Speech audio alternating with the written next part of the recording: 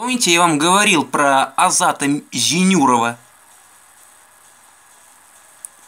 Человека, у которого на аватарке узкоглазый воин, явно что не Мишар. Он явно себя с Мишарями не осуществляет. У этого человека непосредственно изображен вот такой, как это называется, немотиватор, пародию на который вы еще у меня увидите. И у него же есть вот такая картинка, что не лучшим образом влияет на его репутацию и создает ему не просто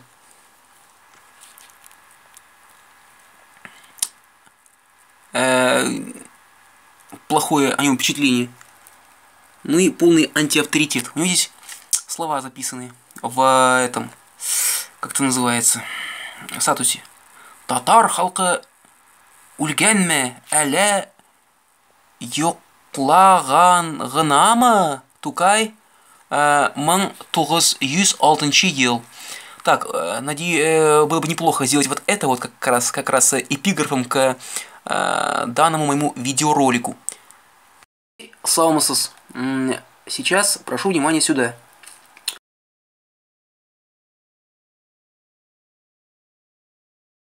Он пишет в группе в этой: смешарики по внешности и по генам чистые финно-угры. То есть у нас называют смешариками. Он татарин, монгольский, естественно, называет нас смешариками. Как после этого человек может называть себя мишаром? Он для чего так и делает? Я понять не могу. Вот тебе не нравится какой-то вот человек, да вот какой-то ты такой фашист, тебе вот не нравится такой вот, не знаю, там, унтерменш. Он говорит, я сам унтерменш. Как такое бывало? Когда такое бывало, вот я не знаю. Вот кого ты из себя строишь, если ты это самое? Смешарики по внешности и по генам чистые финно-угры. Найди единственно трезвого и порядочного смешарика. Такая же проблема, как и найти чуваша с этим же качеством. Ребят, Азат Зинуров, я так, трезвый, вроде бы... У меня нет оснований считать себя непорядочным. Я не могу быть нетрезвым, потому что я вообще не пьющий. Молодой человек, определитесь, вы булгар, то есть человек, или мишар. То есть мишар это не человек, правильно? Тавок кыш түгел, мишар кыша түгел. Вот человек не знает татарского языка. Я уже подловил на том, что он сказал справиться и табис. Я говорю, справиться блишубула. Тавок кыша түгел, мишар кыша түгел. Так говорили. Я скажу потом, кто говорил. А еще говорили Таук кыша түгел, хатын кыша түгел. Наверняка это говорили те же самые люди. Что-то какую-то ссылку насчет дает, какой-то булгар, что-то ЕГР, что-то не буду смотреть. Таким образом выражается казанский татарин, а нас смешарики это мишари, то бишь мы. То бишь ты. Блин, я не знаю. Я ненавижу унтерменши, потому что сам я унтерменш. Ты же не фашист, ты даже на фашиста не тянешь, у тебя ума не хватает. Ты обычный аульный дебил, которого с детства воспитывали лопатой по голове. Он цитирует непосредственно правила группы. Данная группа ни в коем случае не оскорбляет другие национальности или кого-либо, а лишь выделяет индивидуальные качества и особенности характера у мишар. Особенно это относится к отношениям между татарами и мишарами. Провокаторы будут отправляться в бан-лист. Я ознакомлен с этими правилами, если блокируете, пофиг. Пусть моя нация знала, как о ней выражается другая, а эти две нации объединили в одну кучу. Вот теперь эта дерьмовая речка течет и никак не может сменить свое течение. С этим я согласен, эту дерьмовую речку нужно исправлять в течение, выделять эту нацию от другой нации и развивать ее. Хотя, опять же, я не разделяю, не властвую. Я просто говорю, что так исторически верно. Никаких оснований, никаких возможностей разделять и властвовать. Я просто за индивидуальность мишарей. Вот и все. И мне не важно, в составе какой нации они будут. Также не важно, будут они отдельно. О, Руслан Русанов пишет, какая-то чушь. Ну, пишет, и чё? Это просто больной на голову булгар да пидар. И он не казанский, уфимский татар, всякую чушь подбираете в инете. Это человек вообще отдельный, он ненормальный. Он не то что провокатор, он ненормальный. Да. Я решил, не буду я читать всю эту чушь. Единственное, что он сказал о том, что это самое... Ляпнул то, что там Вот, пахабалық түгел, мишархалық түгел, мы татары и казанцы тоже, просто мы разные. Татары в Золотой Орде называли все тюркские этносы, допустим, закавказские татары, азербайджанцы, горские татары, карачаевцы и балкарцы, но они сами себя так не называли. Почему мы себя называем татарами? Потому что у нас ханы были чингизидами, а верхушка Орды называлась татарами. Мы этот этноним приняли. Наши предки были буртасы, половцы, маджары. Твои предки были предатели, понял? Объясняю. Короче говоря, была ситуация следующая. Конец 19 века, начало 20-го. Российский застой привел к нагреванию этой пороховой бочки всех народов, которые захотели жить лучше, жить по-новому. Грянула революция, первая неудачная. Непосредственно были люди, которые сказали, что татары должны, мы должны ориентироваться на наших предков булгар, на их цивилизацию, быть достойными ими. И не важно, что мы не являемся их прямыми потомками, но мы должны соответствовать и развивать в себе булгаризм. Мы должны называться булгарами в честь них, как это, например, бывает, как казахи называют себя вот казахами, вот нынешние вот казахи. Но они всегда называли себя казахами, просто сейчас уже им и Россия разрешила так называться. Называли казахами в знак предков-кочевников, так и здесь. Это были, а вот так булгарами все называли, естественно, мишари, потому что интеллигенция это была. А вторая интеллигенция, это вот интеллигенция Маржани вместе с его учениками. Они сказали, что нас русские, если называют татарами, значит боятся. А раз они нас боятся, давайте назло назовем себя татарами. Его поддержали его ученики. Но все бы так, но булгаристы не приняли советскую власть, а татаристы приняли. Поэтому те мишари, которые притирались к татарству, это были такие вот совковые гниды, которые выживали за счет доносов, как это было в советские времена. И они говорили своим детям, вот мы татары, не говорите, что мишари. Ведь отказ называться татарами в советское время значился отказом от большевистского строя. То есть большевики это татары, белогвардейцы это мишари, булгаристы. Мишари же просто растворились на почве этой вражды между мишарями-большевиками и мишарями-булгаристами.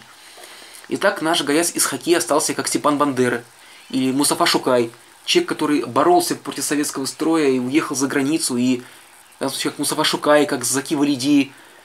И они непосредственно там начали всю эту вели борьбу за... Ну, он говорил как, и татары, башкиры нужно записать в булгары.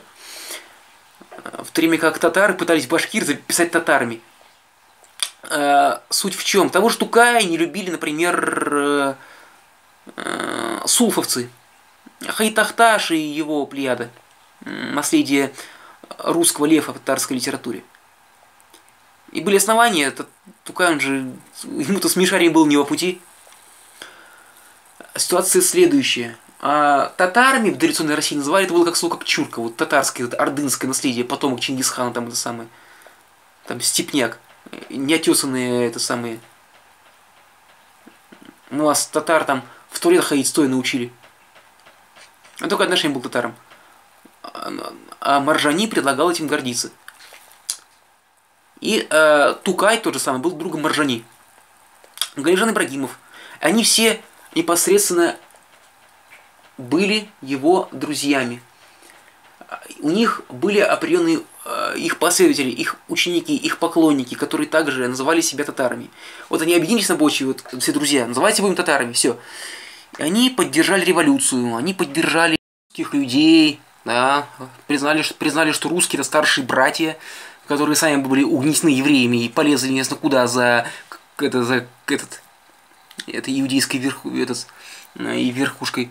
Так вот, к чему я это говорю? К тому, что непосредственно эти вот... Так, что хотел сказать? Вот эти вот татаристы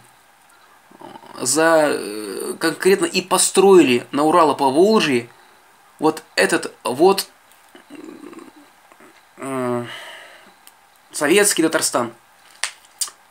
И поэтому быть татарами это было иметь принадлежность к их такому, в кавычках, великому делу.